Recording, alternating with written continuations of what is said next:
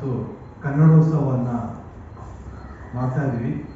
ಒಕ್ಕಲಿಗರ ಸಂಘ Dubai UAEಯ president ಆಗಿದ್ದೀನಿ ನಾನು, ಕಿರಣಗೌಡ ಅಂತ ಹೇಳಿ. ಸುಮಾರು 2011 ನಾವು ಈ ಕಾರ್ಯಕ್ರಮನ ಮಾಡ್ಕೊಂಡು ಬರ್ತಾ ಇದ್ದೀವಿ. ಅದ್ದೂರಿಯಾಗಿ ಪ್ರತಿ ವರ್ಷವೂ ಸಹ ನಡೀತಿರುವಂತೆ ಈ ವರ್ಷವೂ ಸಹ ನಾವು ಕೆಂಪೇಗೌಡ ಉತ್ಸವ ಮತ್ತು ಕನ್ನಡೋತ್ಸವ ಅಂತ ಮಾಡ್ತಾ ಇದ್ವಿ.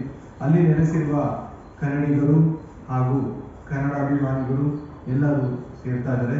ಈ ಒಂದು ಕಾರ್ಯಕ್ರಮಕ್ಕೆ ನಮ್ಮ ಜಗದ್ಗುರು ನಿರ್ಮಲಾನಂದ ಸ್ವಾಮೀಜಿ ಹಾಗೂ ಅದೇ ರೀತಿಯಾಗಿ DC DK ಶಿವಕುಮಾರ್ ಅವರು ಹಾಗೂ ಅದೇ ರೀತಿ ನಮ್ಮ ಸಚಿವ ಸಂಪುಟ ಹಾಗೂ ಸಚಿವರು, ಕೇಂದ್ರ ಸಚಿವರು ಹಾಗೂ ನಮ್ಮ ಕನ್ನಡ ಸ್ಯಾಂಡಲ್ವುಡ್ನ ಹಲವಾರು ಸೆಲೆಬ್ರಿಟಿಗಳು ಬರ್ತಾ ಇದ್ದಾರೆ. ಅದೇ ರೀತಿಯಾಗಿ ಸಮಾಜ ಸೇವೆಯಲ್ಲಿ ಸೇವೆ ಸಲ್ಲಿಸಿರುವ ಹಾಗೂ ಕ್ರೀಡಾ ಸೇವೆಯಲ್ಲೂ ಸೇವೆ ಸಲ್ಲಿಸಿ ಅತಿ ಉತ್ತಮ ರೀತಿಯಲ್ಲಿ ಬೆಳವಣಿಗೆ ಕಂಡಿರುವಂತಹ ಪ್ರತಿಯೊಬ್ಬರಿಗೂ ಗುರುತಿಸಿ ನಾವು ಅವರಿಗೆ ಪ್ರಶಸ್ತಿಯನ್ನು ವಿತರಿಸುತ್ತಿದ್ದೇವೆ.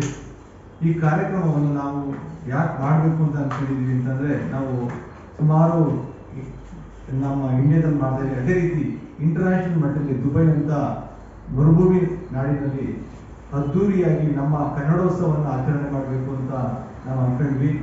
ಅದೇ ರೀತಿ ಅಲ್ಲಿರುವ ಕನ್ನಡಿಗರು ಸಹ ನಮಗೆ ಸಪೋರ್ಟ್ ಮಾಡ್ತಾ ಇದ್ದಾರೆ. ಇಲ್ಲಿಂದಲೂ ಸಹ ನಮಗೆ ತುಂಬ ಜನ ಬರ್ತಾ ಇದ್ದಾರೆ. ಹಾಗಾಗಿ ಈ ಕಾರ್ಯಕ್ರಮವನ್ನು ಯಶಸ್ವಿಗೊಳಿಸಲು ನಾವೆಲ್ಲ ಪ್ರಯತ್ನ ಮಾಡ್ತಾ ಇದ್ದೀವಿ, ಹೇಳ್ತಾ ಇದ್ದಾರೆ.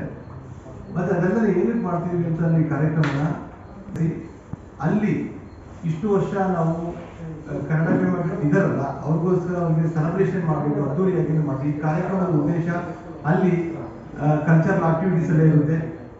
ಅದಲ್ಲದೆ ಅವರಿಗೆ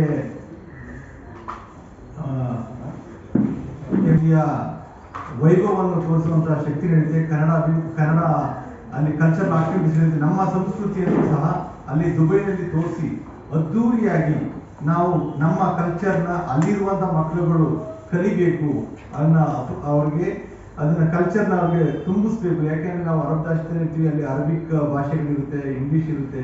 ಕನ್ನಡ ಅನ್ನೋದು ಅಲ್ಲಿ ಸ್ವಲ್ಪ ಕಮ್ಮಿ ಇರೋದ್ರಿಂದ ನಮ್ಮ ಕಲ್ಚರ್ನ ಇಂಟರ್ನ್ಯಾಷನಲ್ ಮಟ್ಟದಲ್ಲಿ ಮಕ್ಕಳುಗಳಾಗಿರ್ಬೋದು ಮತ್ತೆ ಅಲ್ಲಿರುವ ಜನಗಳಿಗಾಗಿ ಬಿಂಬಿಸ್ಬೇಕು ಅಂತ ನಾವು ಈ ಕಾರ್ಯಕ್ರಮ ಉದ್ದೇಶವನ್ನು ಇಟ್ಕೊಂಡಿದ್ವಿ. ಹಾಗಾಗಿ ಎಲ್ಲ ಸಮುದಾಯದ ಎಲ್ಲ ಸಂಘಟನೆಗಳು ಸೇರಿ ಸಹ ಈ ಕಾರ್ಯಕ್ರಮವಾಗಿ ಭಾಗವಹಿಸ್ತಾ ಇದ್ದಾರೆ. ಅಲ್ಲಿರುವ ಸುಮಾರು ಕನ್ನಡ